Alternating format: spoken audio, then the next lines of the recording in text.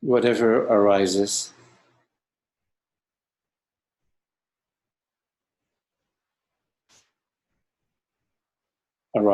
as pure intimacy.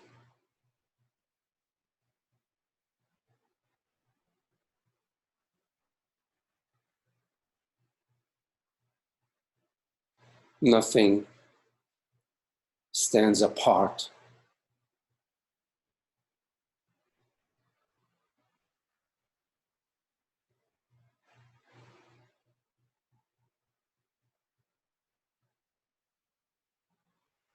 There is no one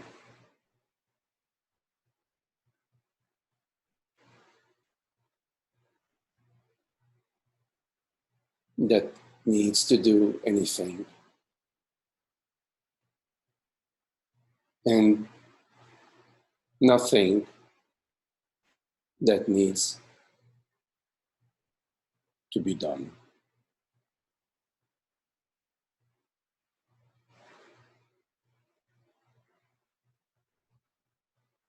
The light of being, the light of awareness,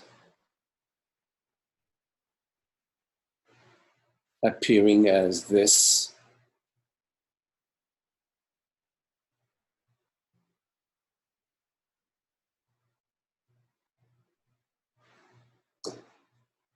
without any need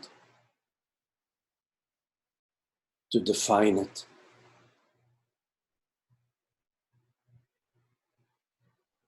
or to refine it.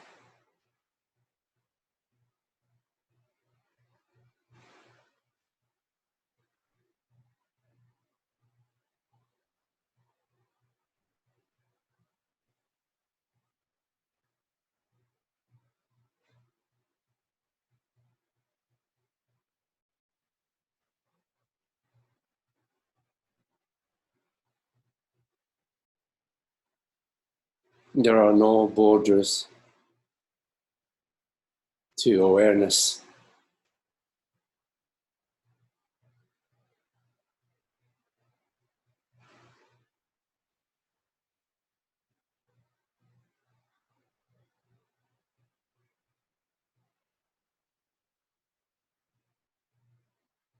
No ownership.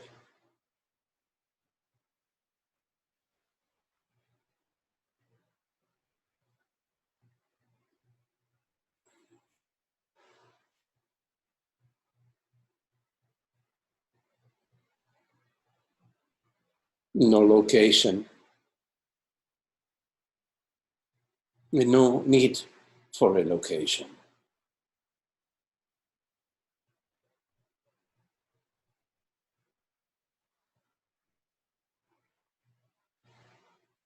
The I am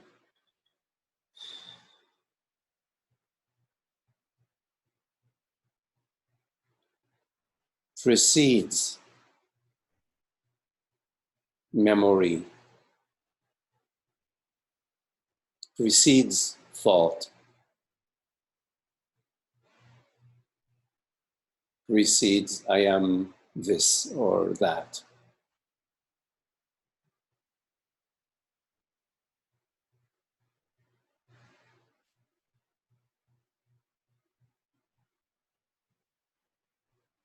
The I am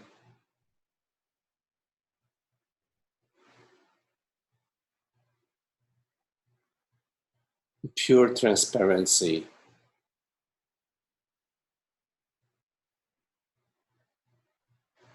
knows no opposite,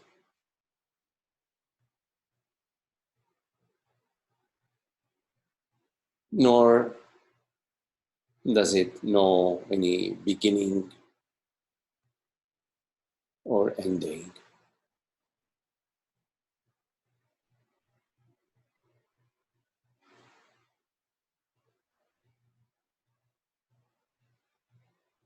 The I am is not becoming, needing, desiring, wanting, lacking.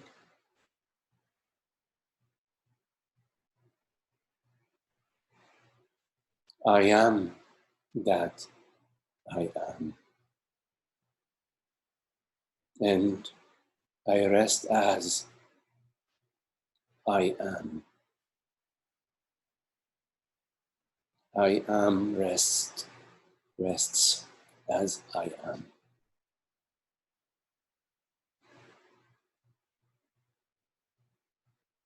There are no descriptions to I am. No images can describe it. No words can relate it.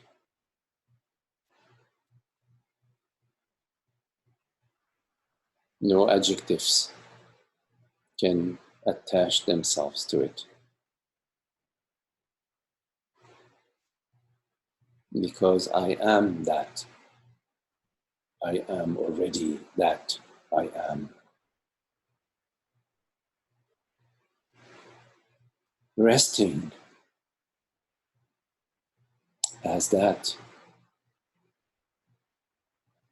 Being that is its isness. Awareness.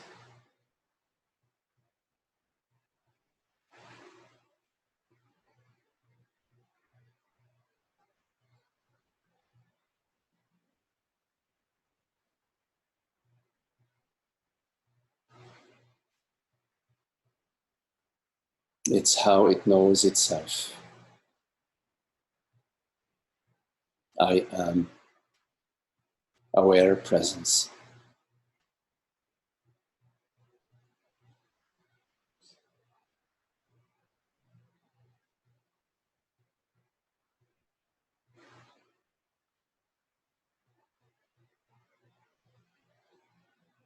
I appear as everything and everyone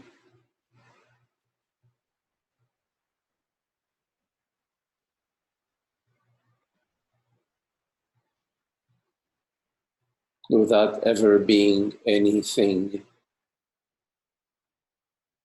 remaining whole and complete.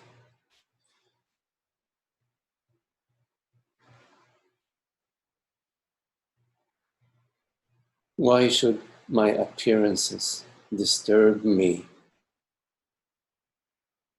Why should my dreams affect me?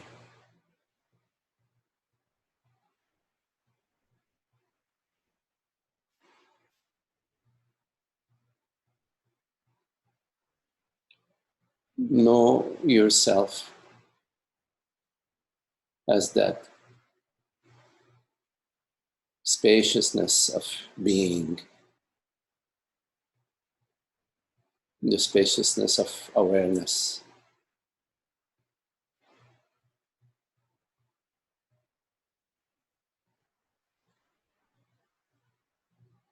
No thoughts define you.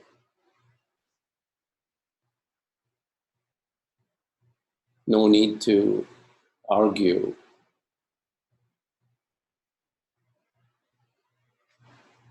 with the arising of thought, with the arising of the weather, with the flight of the birds, or the way the wind blows onto the land. It is all the same.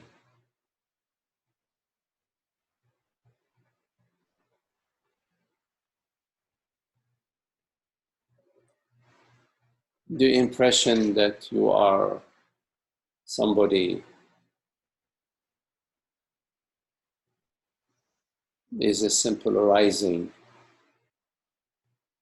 similar to the weather.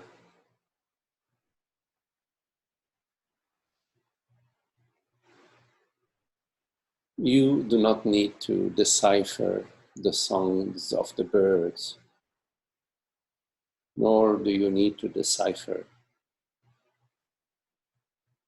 the arising of thoughts and sensations and feelings. Simply remain as you are.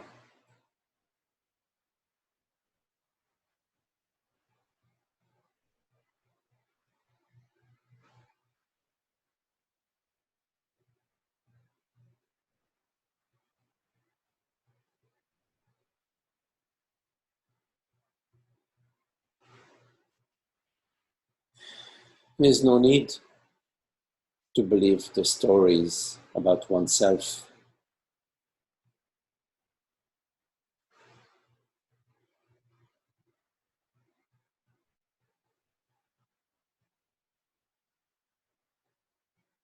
There's no need to defend the dream character that you imagine yourself to be.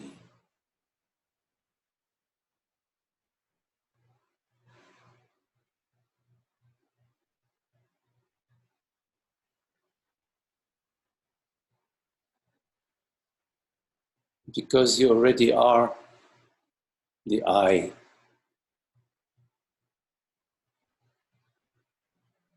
the one and only I, the reality of awareness, the I am that has no borders, that is unborn, a formless self.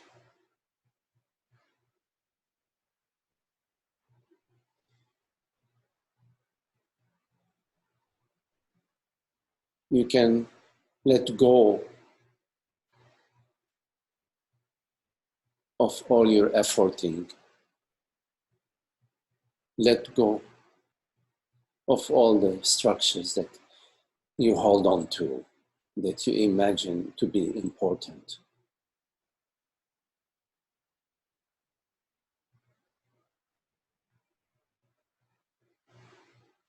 Be like the wind,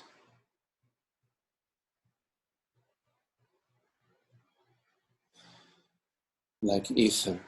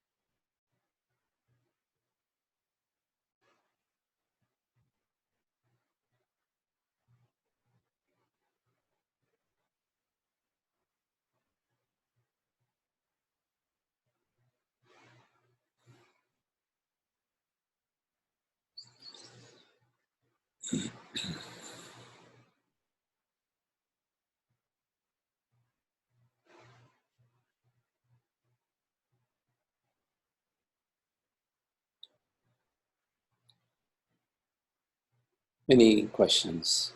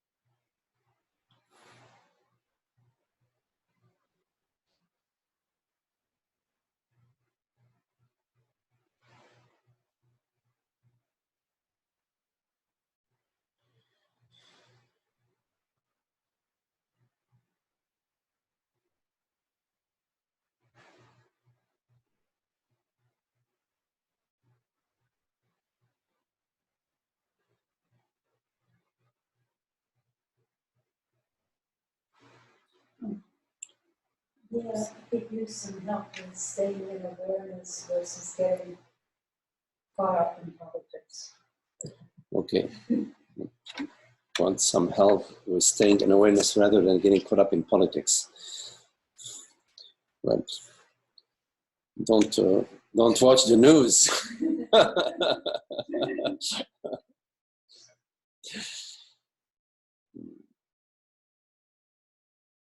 People,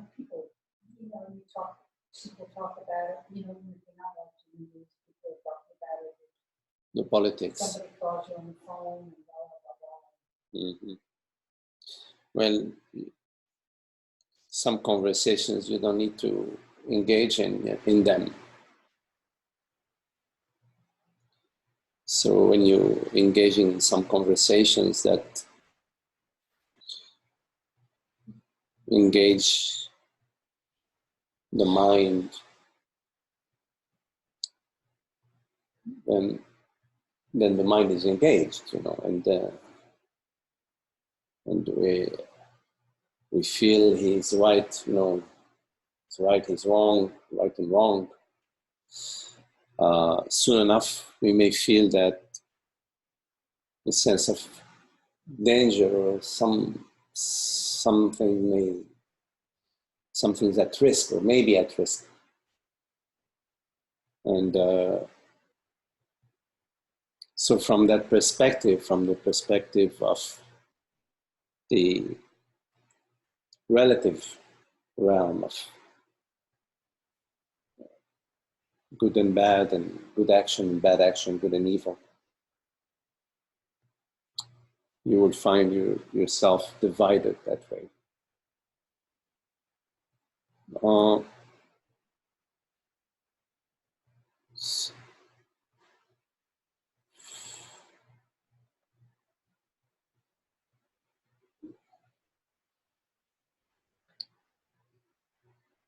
It's important to consider that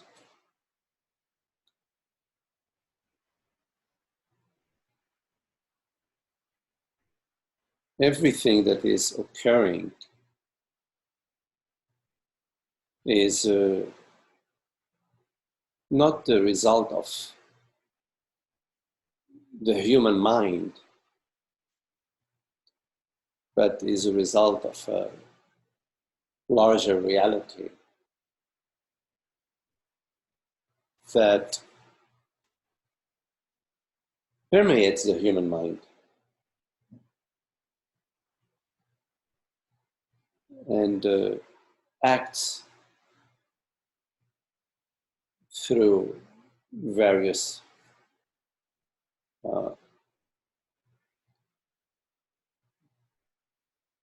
animals and humans, and the wind, the sunshine,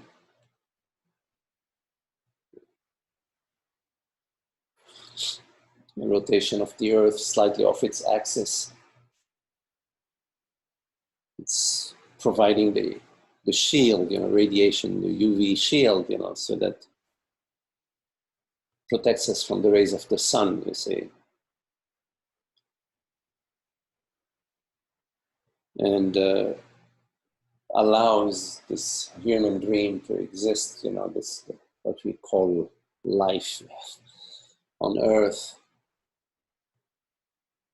So there is that the cosmic realm.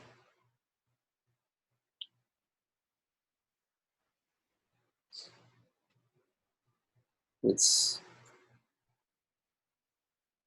all interconnected, and the thought that arises for us today, the thought that arose to us in the 12th century, they're not personal thoughts. They're the thoughts, God's thoughts. They're the thoughts of the beyond, that somehow we are perceiving, and somehow we are speaking, and somehow we are hearing. It is not our own doing, you see. So in a way, what could be at stake? What is it that the puppet can do in the play of the puppeteer, in the grand play of the puppeteer? So puppet number 764 is worried.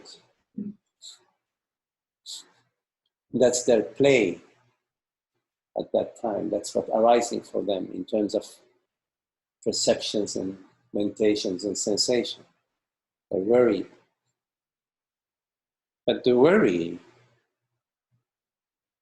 is at the local level, where the puppet believes themselves and feel themselves to be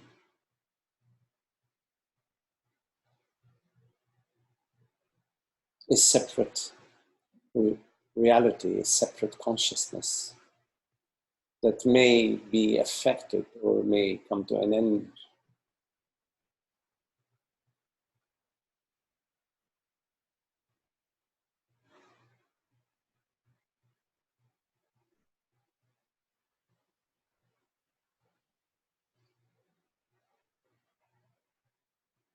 So in the dream,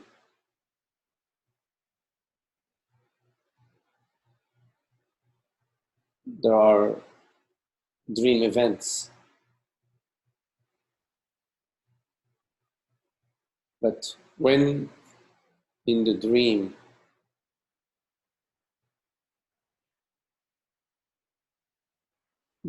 the mind is confused with consciousness, is mistaking itself to be consciousness,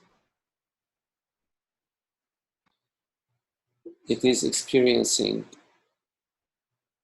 a sense of the mortality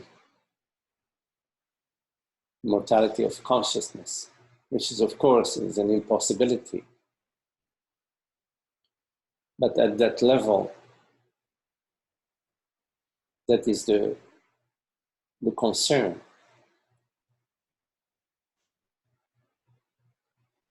Because we are not so much concerned about the body per se, we are concerned about I. What's going to happen to me? What's going to happen to I?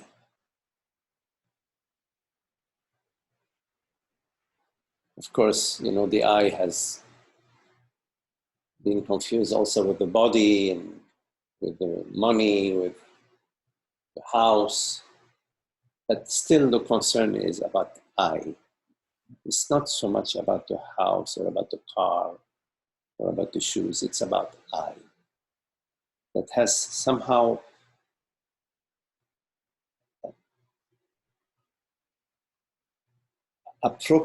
been appropriated by the objects. So our concerns about the objects is our concern about I. It's not so much about the object per se.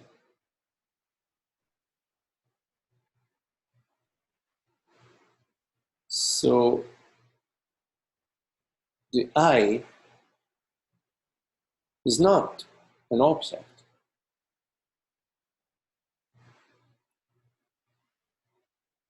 And only in the objective realm can a certain event affect the object, impact upon the object. But the events do not impact upon consciousness, the non-object. So whenever you are perceiving from the perspective of an object, there will be some concern about the I.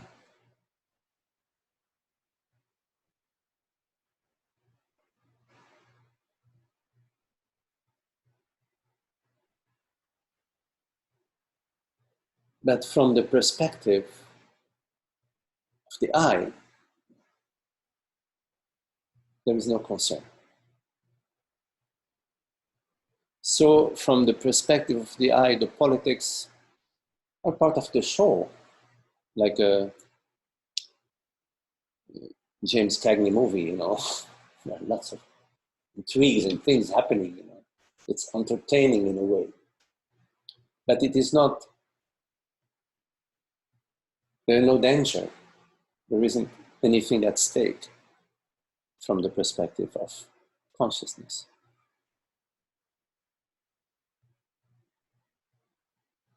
But if you are finding that the politics rock your boat, then two things. Be watchful what conversations and how you are living, and contemplate the reality of consciousness. You see, in the understanding that I am awareness, the establishment of that is how we live, how we are living.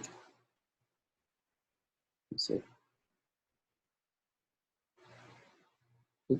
we have to contemplate that awareness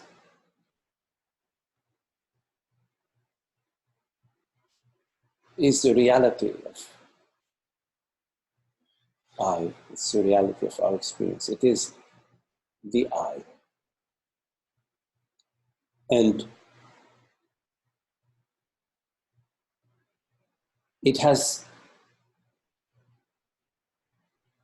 no borders, it's infinite. And it is eternal.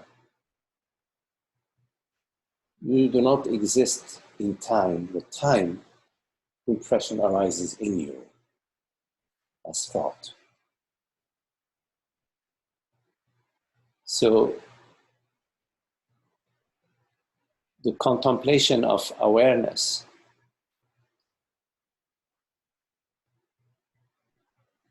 is eternity in its infinity.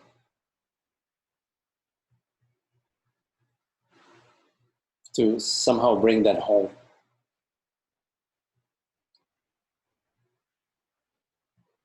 And then in your life, you live according to the principles of consciousness, the qualities of consciousness, the love, the honesty, the beauty, freedom, the joy, the wisdom. In politics, there are a lot of judgment. It's a game of blue team and the red team and the yellow team. You know, it's a battlefield of sorts. There's the good and the bad, you know. And we choose a camp. We take a position. And we feel very right about our position because our position is the right position. Period. Don't argue with me about that. It's my position, it's right. But everybody's position is that way, you see. Who is to say that your right is better right than somebody else's right? You say that. But the other says their right is the correct right, not yours.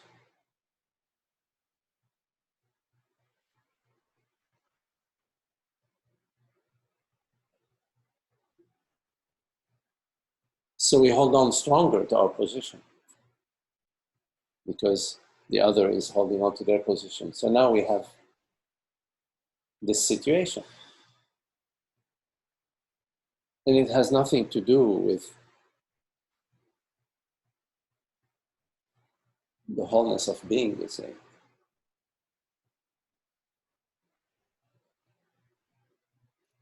So often we go back to our old habits.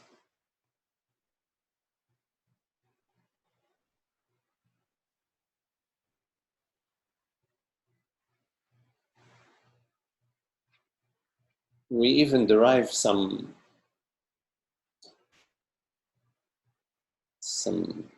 excitement out of that in the politics. Indignation, righteousness.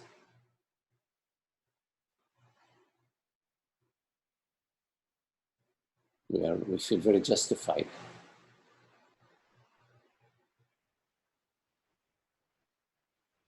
And there is identification.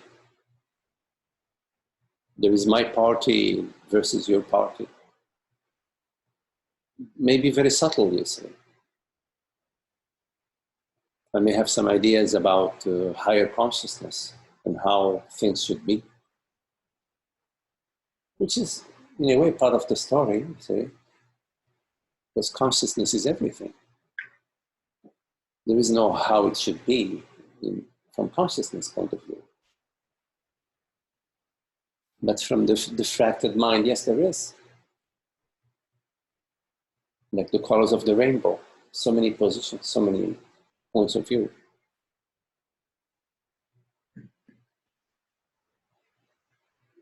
And when we engage in some conversations about politics,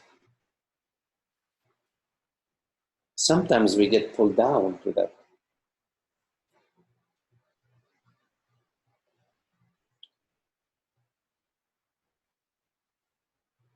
So we have to pull it up to the realm of the wholeness of being. It's all equal at the level of consciousness.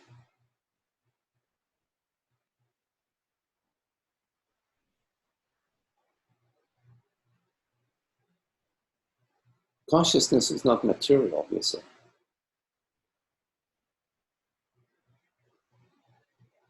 It's magical.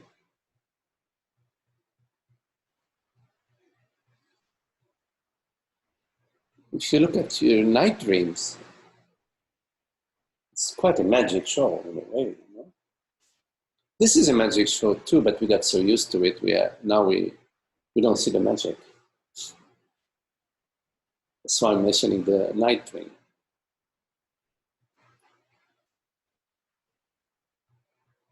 But believe me, from the night dream perspective, this is a very, very much of a magic show. Bigger magic show than the night dream.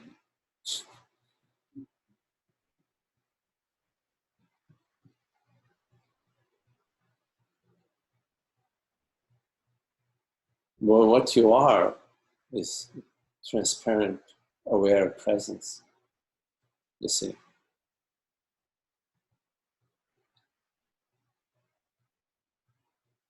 That is appearing this very moment as this.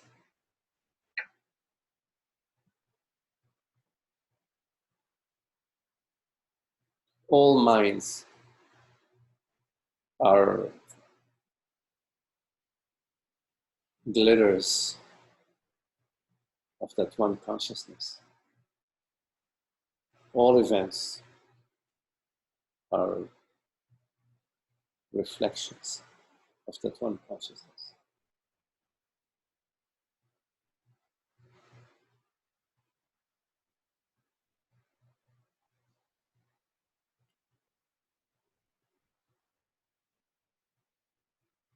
There is no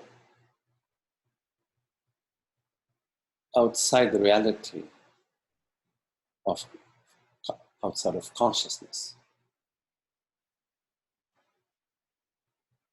So what would we be talking about if there is no outside reality to consciousness? Then we are always talking about consciousness.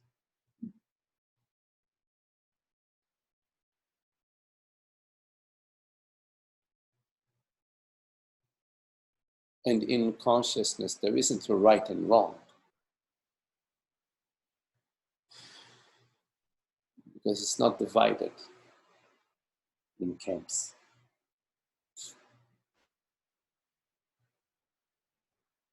It's like the water in the ocean that is at 10 foot deep and the water in the ocean that is at 100 foot deep or 1,000 foot deep. It's the same water. It's the same ocean.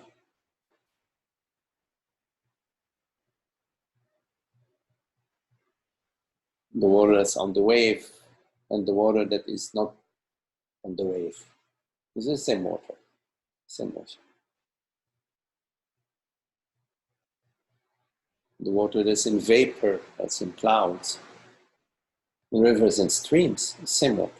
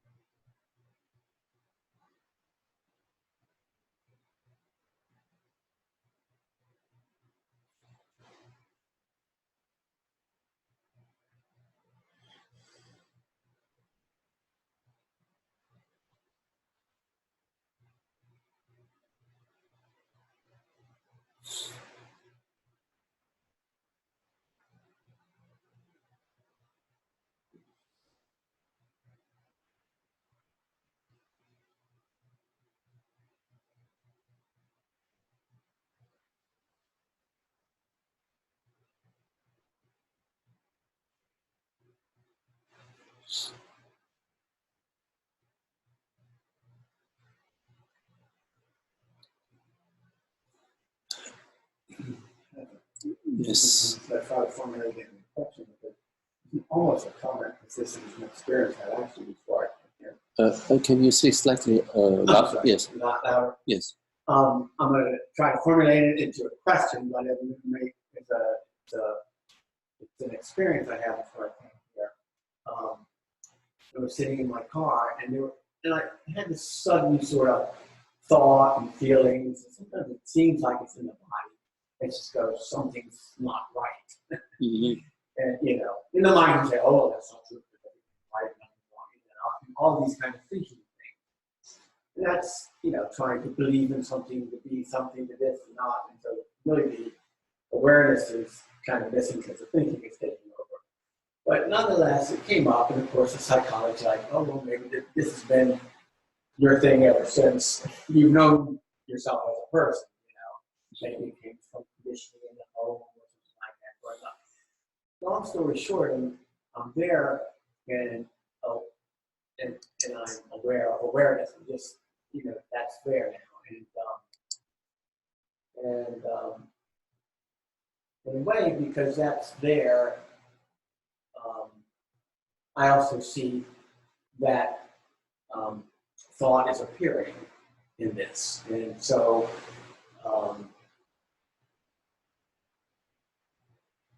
I start to smile because I realize that my thought is thinking something, the content of where it is, something needs to change.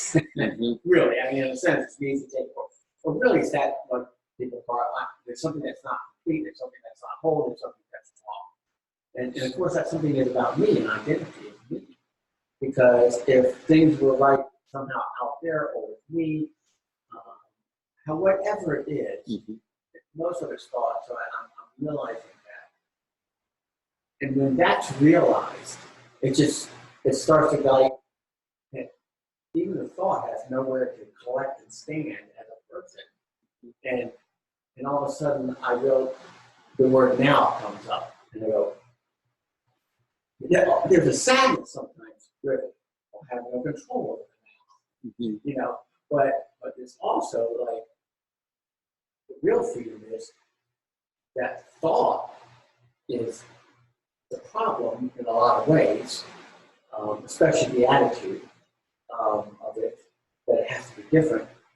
So the question really is that I come to the now without thought, okay, and it's just, it happens on its own, and I'm fine. There's an okayness there. There's an okayness there. And I actually, it just goes. So I don't know if that, I guess the question is, does that make sense? Is that, Yes, it makes sense.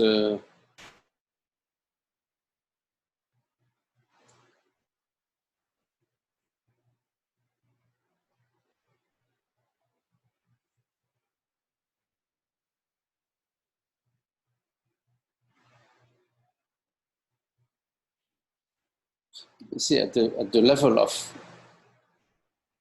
of truth, of reality, of consciousness, of the isness, there is nothing right or wrong.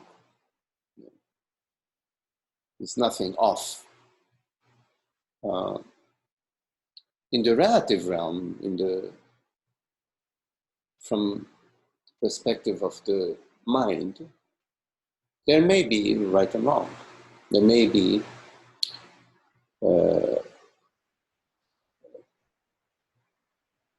situations where you perceive right and you perceive wrong.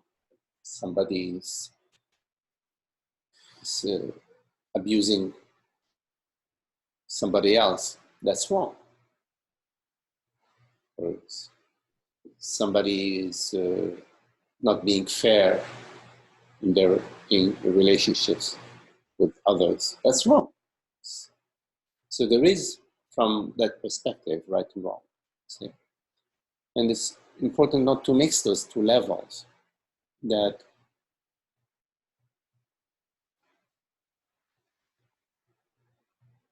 the absolute level of truth, love, oneness, wholeness, absolute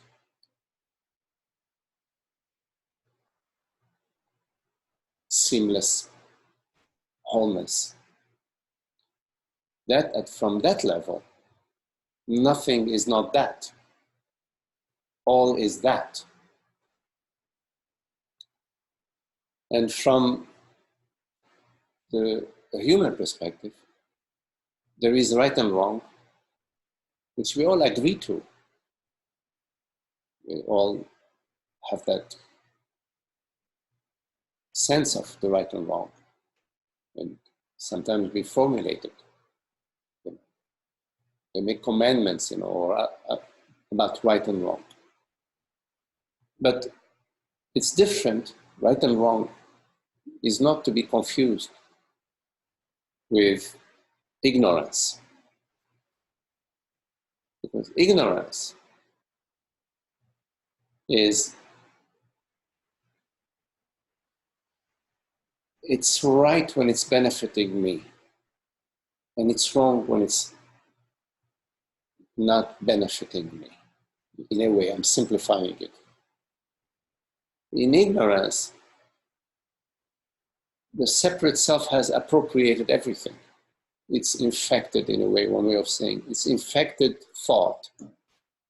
which is okay. Thought is okay, but it infected it with it's about me. Everything is about me. The personal precipitation of consciousness into a particular body mind. So this leaves you with the task of discerning between honest to goodness, right and wrong, and the me, the right that's about me, the download of the personal interest and the personal benefit.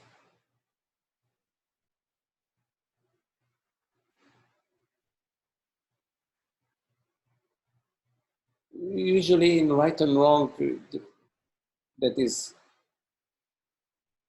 universal, let's say. We don't need to think about it. We see an older person that needs some help, you know, we don't even think about it. We help them whichever way, you know, they need. We see somebody who's acting in a certain way, you know, that's hurtful. We recognize that. We do what we can, you see, about it. Who knows if we can do anything? Sometimes, maybe most often, we cannot do anything.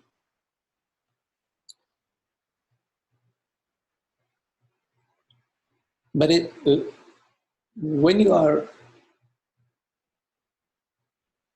you're perceiving something that is wrong, and there is an immediate, it's not the result of thought. There is an immediacy of action or non-action, and it's spontaneous, not spontaneous.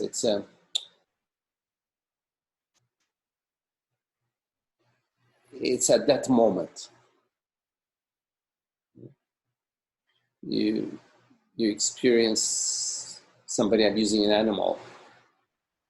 At that moment, there is action or no action. See? So it's not a result of thought. It's more instantaneous. See? And it doesn't leave much traces except when the me appropriates the action, says, "Oh, well, I was great. You know, I'm very good. I'm a good guy. You know, this person is a bad person," and then makes a story, which is a totally different thing now. Yes. You know, I mean, it's like if I'm sitting there and I'm saying something's wrong, or something's not right, or something should be different, you know, there could be a spontaneous or an immediate action to have this, but pick up a whiskey bottle in the car and drink. Okay, so but that would be wrong. That would. What'd you say? What'd you say? That would be wrong. That would be wrong.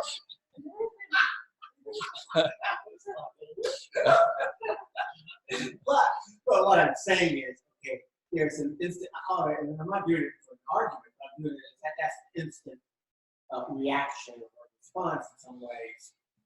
And what I'm hearing really is that in what I was experiencing was that the thoughts that were coming up really had no real basis of anything.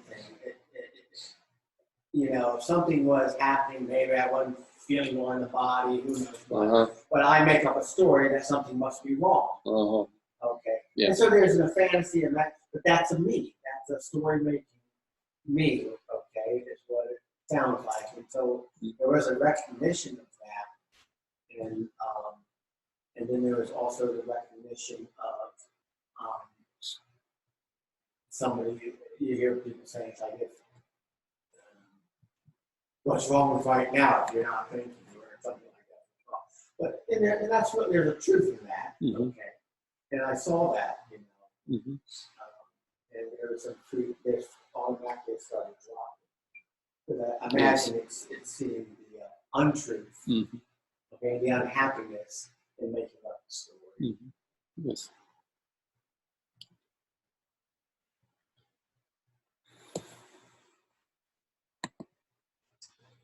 Any questions?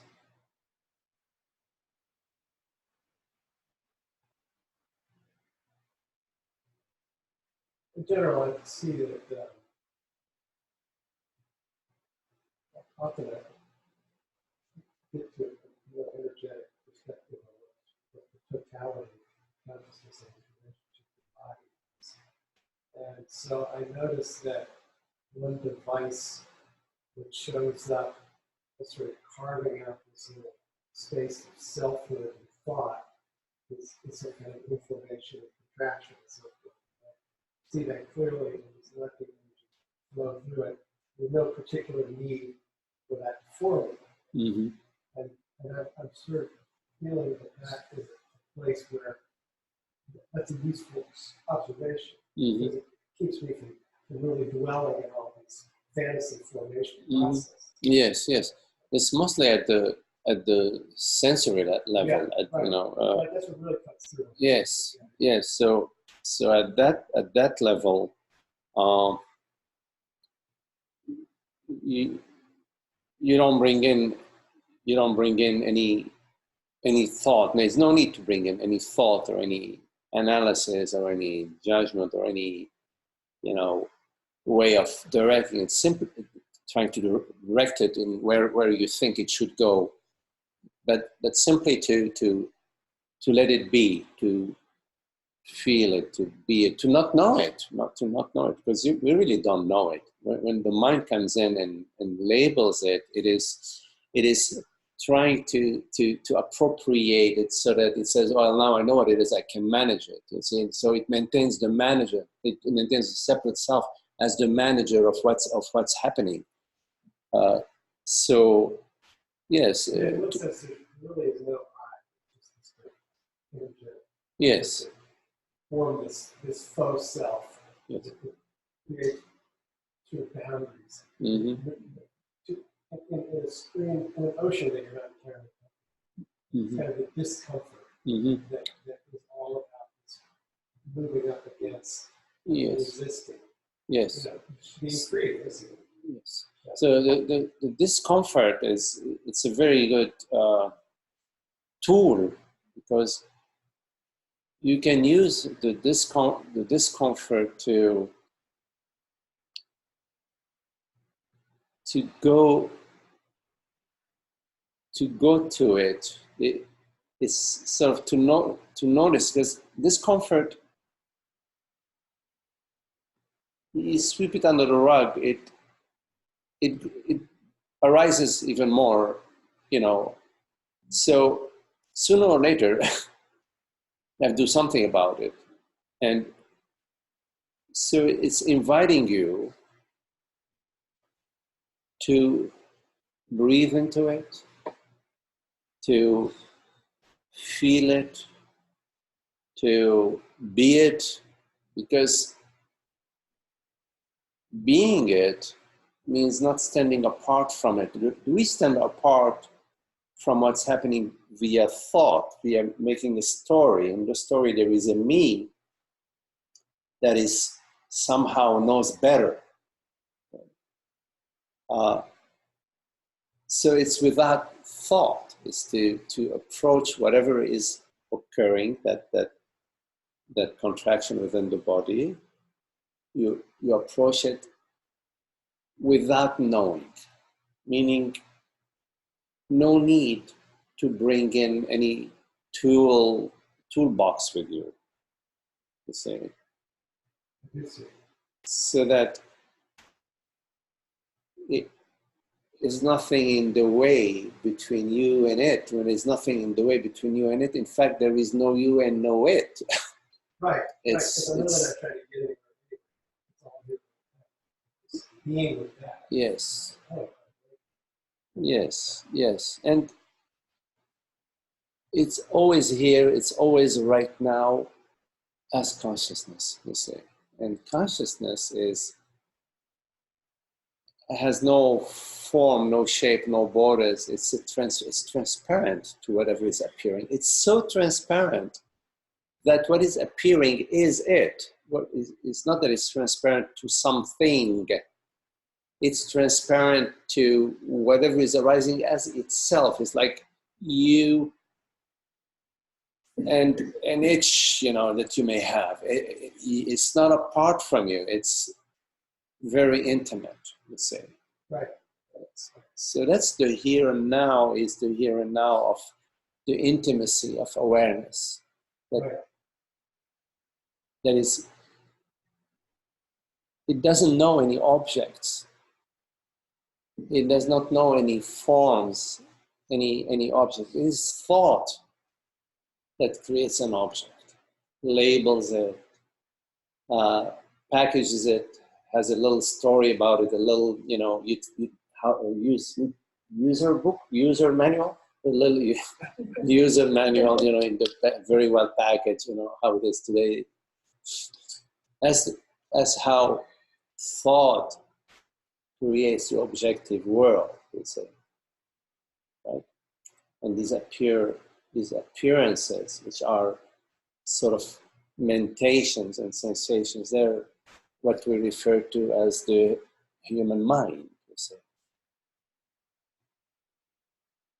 I think I can see it.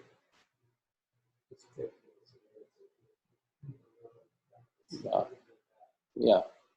To go to awareness, which is transparent and borderless, like right now in this very moment, the isness of here and now is this aware presence. It's effortless aware presence. So transparent, it's so intimate that we overlook it. It's like, it's so closer than close to ourselves, that because we're so habituated to look for objects. So we're habituated to look, well, where is it? What is it? You see. We try to objectify. To objectify it, you see. And we only use the objectification of consciousness just to bring our attention to away from the forms. Right. So we in a way we utilize as an interim point a concept, but the concept does not refer to anything objective. It refers to the eye that perceives right now, which is completely transparent, you see. That which speaks and that which hears in this moment is complete transparency. A zero distance, such an absolute zero, that's the absolute zero, is the I. The I that hears and the I that speaks right now. One absolute breath. You inhale, I exhale. You exhale, I inhale. Is that more intimate than that, actually? Because there is nobody inhaling and exhaling in that.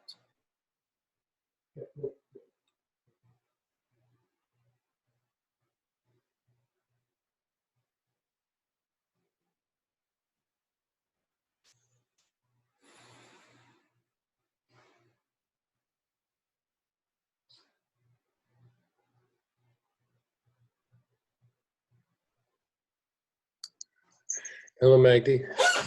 Yes. Hi, this is Ananda. Hello, Ananda.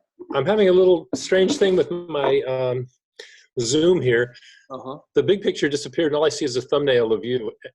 And I'm not sure what I did, but maybe if you go to your image, and there should be, if you move your cursor, there should be some options. Do you see any options? Well, there's only hide thumbnail, show small active speaker video. It's very limited. Show thumbnail video. Is there on top like a speaker view? Or, wait a minute. Show large active speaker video. That sounded like a good one, but it didn't. Okay. It didn't work. You know what? I think if I went out of everything and came back, it would probably be fine. But but no, there should be some sort of way within. I would think so. Yeah. He said computer. But Turn it off, turn it on. turn it off, and turn it Yeah. back. Okay. But then I'll lose you. So since we can hear each other, that's Okay. Yes, fine for now. I hear you, but I don't see you. Now I lost you. I was playing around, and now your picture's gone. Okay. Anyway, the picture is part of the fun. Oh, there you are. Okay, I see you again. So I just wanted to ask this. This is something I've really been really puzzling about a little bit and talking with friends about for some time.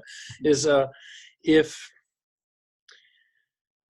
someone recognizes themselves as consciousness, and it's clear, I would say they're a sage, we'll say. And how much can you rely on them to make good decisions and do the right thing? I mean, it's a huge topic, I think, but maybe you have some clarity about it. If somebody knows themselves as consciousness, how much can you count on them acting correctly or doing the right thing? Yeah, exactly. Exactly. Yes. Because there's still a hybrid here. There's still a person, a body, mind. There's still some vasanas that are not completely resolved, etc. Okay. The way I speak of a sage is would be, yes, I know I am consciousness, and also I know everything is consciousness, and so it's not. So it's I am consciousness, and also all is consciousness, and it's a living. It's sort of it's living you. It's living itself through you. Let's say, okay. Okay. And in terms of the vasanas, in order to arrive to the self living itself through you, I would say that the large bulk of vasanas have been already dissolved. There may be here and there something small, but nothing that you would write home about.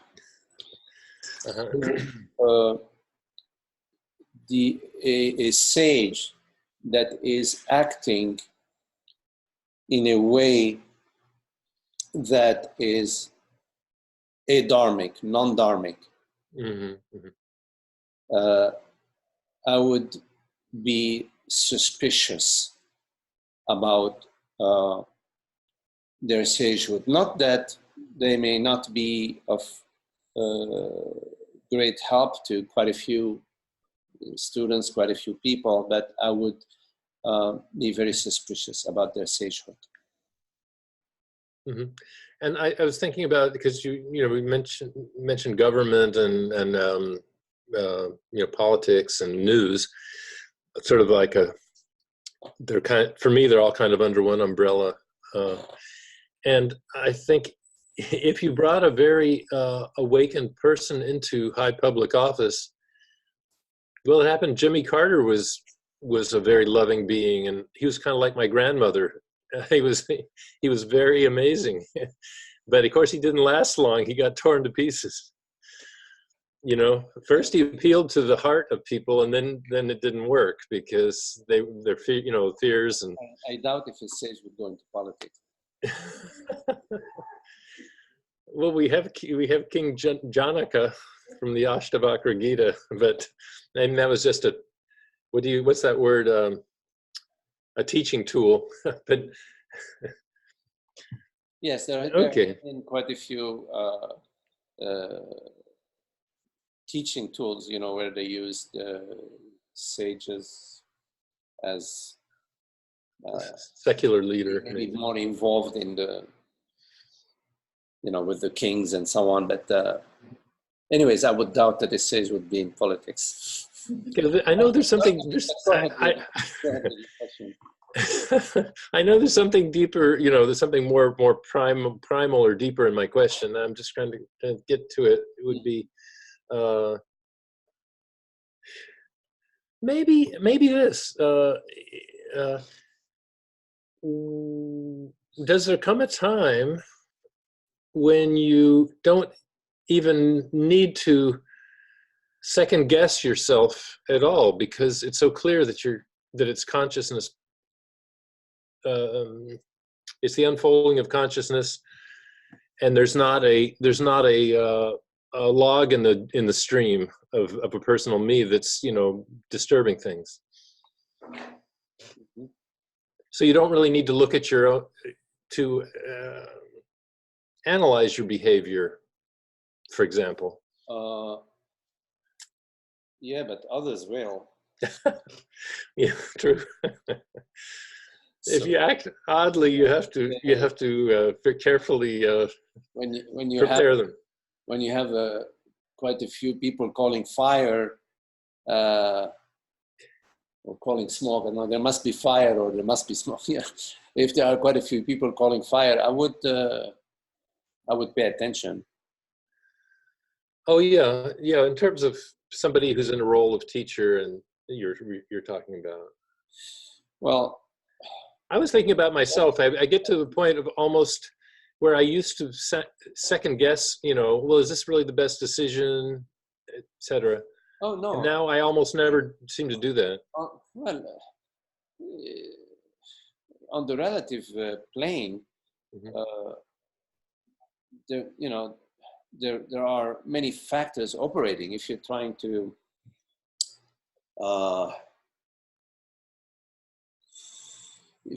to make a decision as of who would be the best person to serve as your assistant in your work, for example.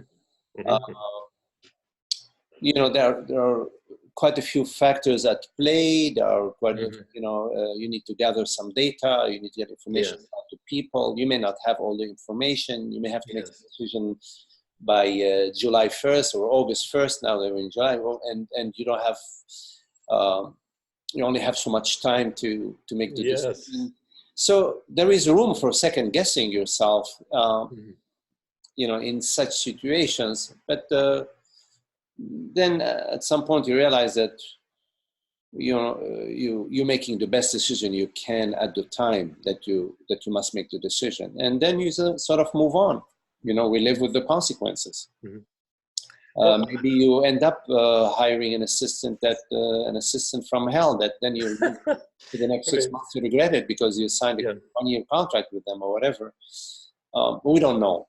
But I would say that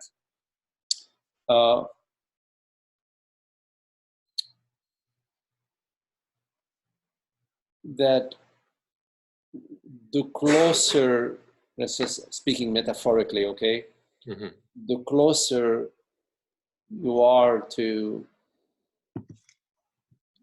God's kingdom, the sweeter it is, or the closer you are to the orange orchard, the stronger is the smell of the orange blossoms. So it operates that way.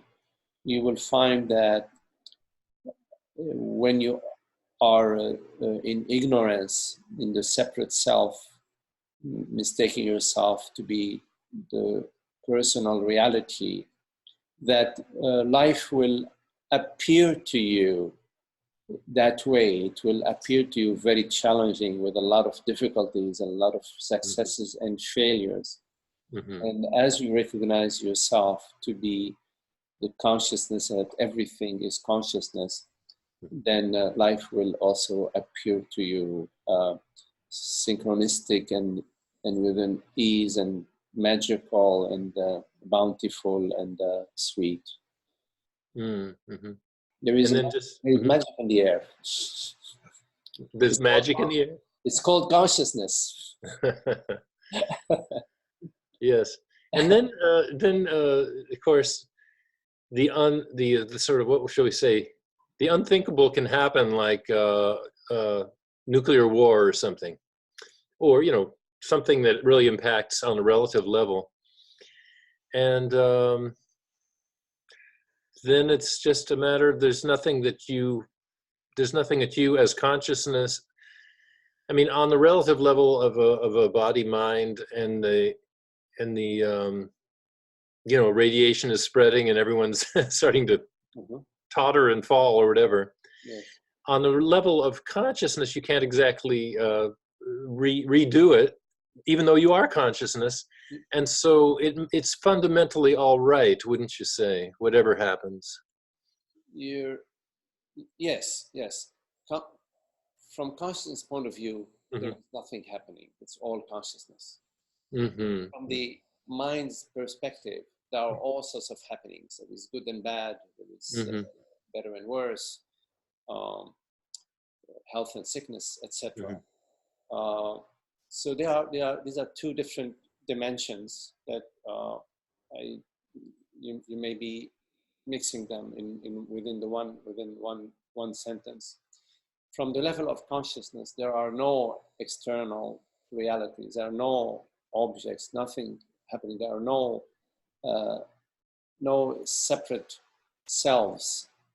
So in terms of life and death, it's not a conversation to be had in the classroom of consciousness. It's a conversation that you have in the village. Yeah, I hear what I get that. And in the village, all the applicable responses and everything take place. Right. In the village, there are infinite points of view. There are only points of view. Personal points of view. Personal preferences. And there is, of course, the thorn of mortality, the concern and the worry about the self, about myself, the fear and the negative emotions. That's the marketplace. And of course, all sorts of survival strategies. I guess I'm thinking, there's an old New Age saying, don't sweat the small stuff, and then it's all small stuff. And taking that to its extreme is kind of cool. Don't sweat the small stuff. I would say that sweating, whether it's small stuff or big stuff, is not applicable to consciousness. Whether you're not sweating or you're sweating is the same. Is the same because it applies to the level of sweating or not sweating. It applies to the dualistic realm. It applies to into the dream. So we're talking about beyond the dream, meaning removing out of the dream the ignorance. The dream continues, but it is ignorant free. It has no longer a sweating or not sweating aspect. But I'm not sure I understood. No, I think that goes pretty well because identifying as consciousness, and I think you hinted at this earlier, it's not even identifying anymore, it's just the way it is. It's not that you're mentally switching over from this to that. Within consciousness, there is no such thing as identification. You could say there is isness, there is Satchitananda, you could say truth, reality, you could say beauty, freedom, joy, wisdom, truth, absolute. Yeah. I'm a little hesitant to use self, even with the capital S self, Yes, yes. anymore, because it has a little hint of something, you know. Okay. No, I But know. anyway, I that's a mean it that way. Yes. Yeah. subtle Okay. point. You can skip that self then. Is it, the transparency of being, the wholeness of being, the Mm, universality of being awareness. Uh, it, it, keep in mind, Ananda, that no matter how perfect we can be in our language, it's still, even if it's 99.9, we can speak as close as possible to it. So I mean, yes. You know, people talk about like a perfect sage, and a perfect sage is almost like there's not even an intermediary. There is only perfect sage. There's nothing else. There's only the perfect sage. There is only perfect sagehood. There is nothing else. There is nothing else. You could say reality is perfect sagehood. That would be appropriate.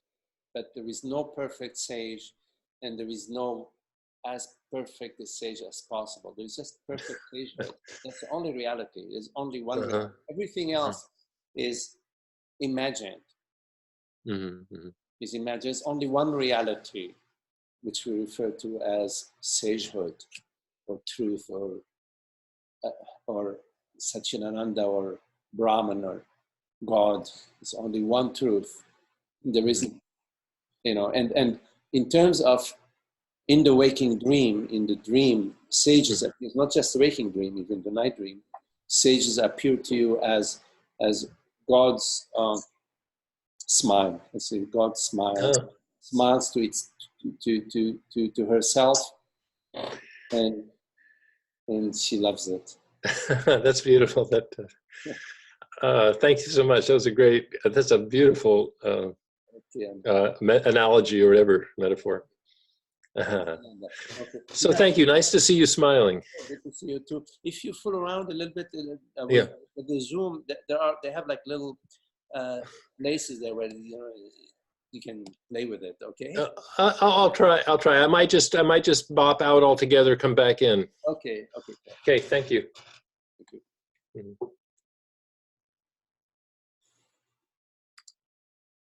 Any questions? Andrew.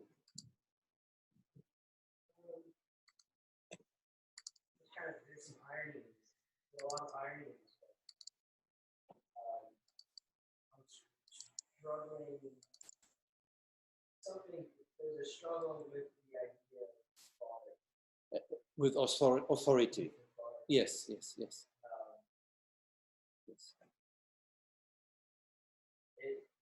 It appears to me that all the years of listening to spiritual teachers, even the years, anytime I was in school, yes, about science, hearing about politics, or hearing about other countries, anything that I have not experienced. Yes. My parents coming in, always taking that on another person's authority, or another body's authority. Yes. And that's why there's irony in this question, because I'm asking you to do something to take it on your authority. Yes, right. But I'm not going to take it there, because what I want to share with you is that you are the authority. You are the absolute authority. I am authority. I am truth. Not I, Magdi, or I, your father, or I, this teacher, or I, that teacher. It's only one I. One I. Only one knowingness, one beingness. You see? you see, is only one reality. Look at it. Look at it. How could there be more than one reality? Yes? How could there be more? How could there be a reality called Andrew and reality called Magdi? I am not denying that there is Andrew and Magdi, as an appearance. We say, okay, we call this Andrew, we call that Magdi, etc. That kind.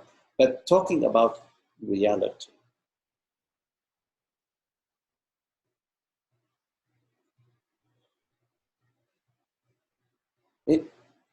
in this moment, all these characters here in this whole perception could be a dream.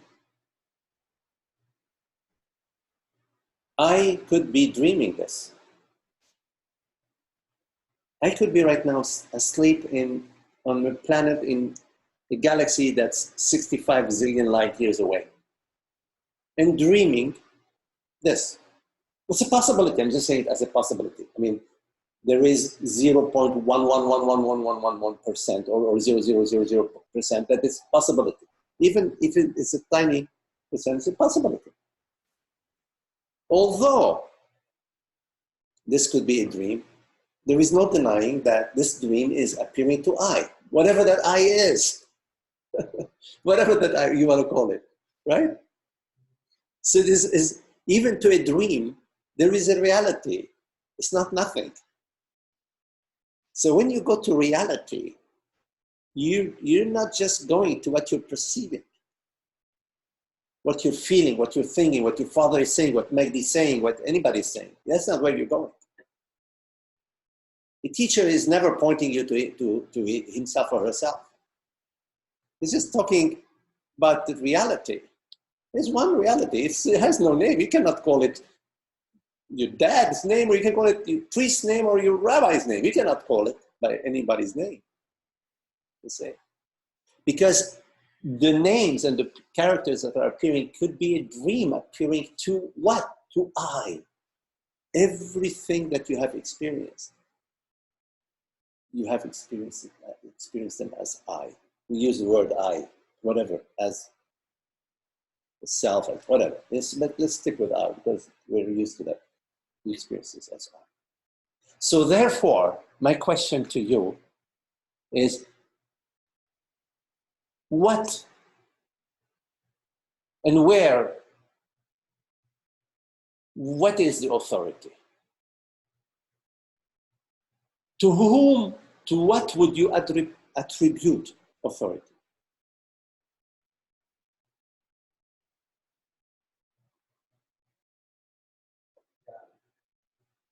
God or I would attribute it to I, only I. How could I attribute the authority to what is appearing? Today is the priest, tomorrow is my dad, next day is this guru, next day is whatever. While the reality is I. Because I could be dreaming the guru right now. I could be dreaming my dad.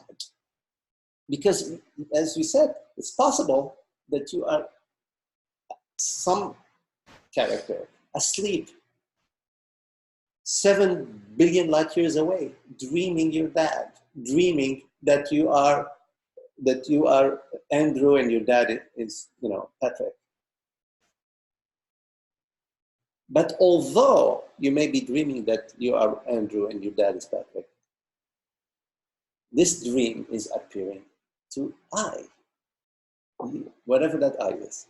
So if there is reality, it is that I. And when we're speaking about authority, either we're speaking about some fictitious thing called authority, or we are talking about something real, which we're referring to as authority, whatever authority means. Either it is some gaga, la la land authority, or it is a truth. If authority has some truth, meaning it has some reality, then it must be that I, because there can only be one reality. So the truth and the reality of authority and the truth and the reality of I are one. Basically, what I'm saying is that there is just one reality. Thought, now, on the other hand, may, as a consequence of perceiving yourself via the perspective of a personal mind, when you are perceiving whatever you are perceiving from the perspective of a personal mind, then you have a personal self. There is a personal father, a personal guru, a personal teacher, and from that perspective, you have these questions. Where is the authority? You know, is this authority? This authority is the right authority. That authority. So I've always been following various authorities, to say, because you are now a separate entity. You're perceiving through me and the other. But when you are asking that same question about, you know, all my life been following authority, you know, it's what is the correct authority, or what is this whole authority about? I feel a rebellion about authority. When you ask that question to consciousness, to truth, to reality, to the I, to the absolute I, consciousness will tell you, thou art that. It will tell you, thou art that. It will never tell you there is another reality outside of thyself.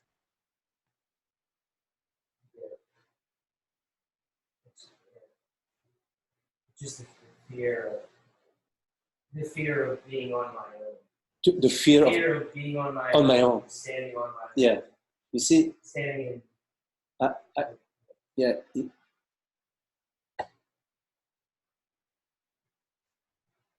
Look at it this way. Each one of us has a fear of stepping on our own. Right? We share this fear. So therefore we are not on our own.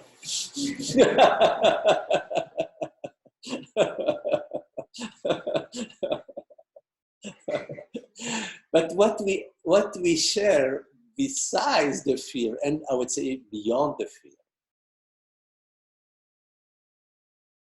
is awareness. And that, because we can share the fear and then maybe tomorrow we're having a party, we forgot about the fear. So that sharing the fear is not constant. But sharing awareness, meaning being awareness, is constant.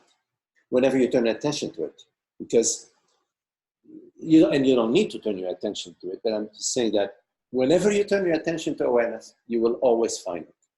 But whenever you turn your attention to the fear, you will not always find it. Sometimes you will, big time. Sometimes you will find it little time. Sometimes you won't find it at all.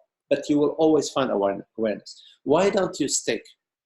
Why don't you stick with that which you know is 24/7?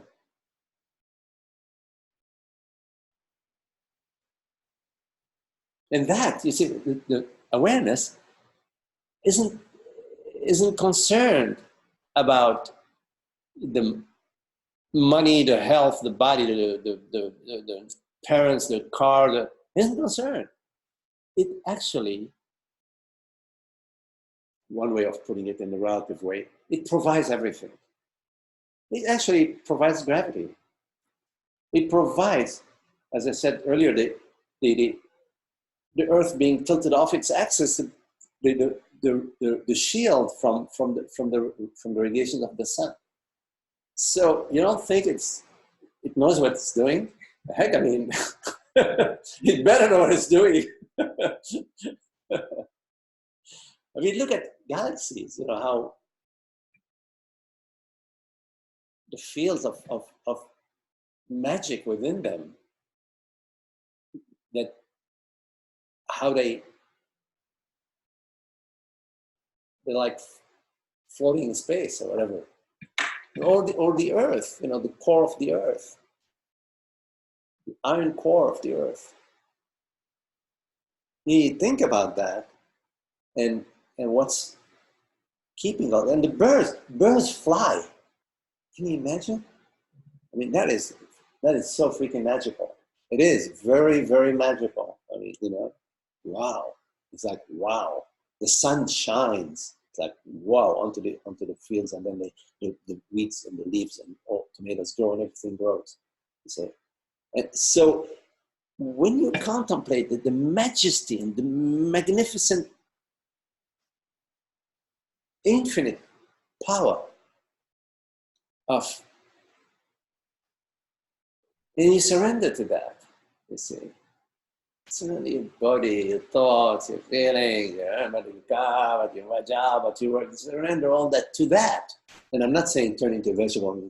I'm sitting in the corner. No, literally, it's an internal surrender. It's like rather than contracting about yourself, surrender to that. You see, and so then it flows through you, like it's flowing through. You know, like particles flow through yours, or particles that's flowing right through, you know, they flow right through you. And in flowing through, it takes care of business. You see? Anyways, I went way beyond your question. So letting it flow through basically is paying attention to awareness. So always turn Trusting. It's trusting. This is trusting and relaxing the body-mind, surrendering your thoughts. It's a relaxation, making yourself completely available to the magic show, to the puppeteer's play. You see? And yes, it's trusting consciousness. There's only one reality you can trust. You're not going to trust Santa Claus. You know, we can play with that. But true trust is trust in the absolute, trust in consciousness, in what is real. Yes. If you're lost in the false ideas, you just turn towards that. There's always available to you awareness. So you're never lost. Whenever you, anytime, you could be in the bottomless ravines. The bottomless ravines. You can even say, hello. You take a half hour to hear the hello. Awareness is right there. Right there. And that's the trump card. That's the magic of awareness. It's never not. Never not. It is the eternity of self. And awareness is closer than close. It is I. I is what I is. Yes. Yes. Turn your attention to that. I am. I am. I am aware. I am. I is. I am. I am the I. I am the amness. Yes. I amness am. Trust that. Allow yourself to relax into that. Relax into that. That is the gateway to heaven. Okay. Beautiful. Thank you. Thank you. Okay, and okay, online. Hello, Esther, Ananda, Emmanuel. Thank you for your lovely company. We'll see you soon.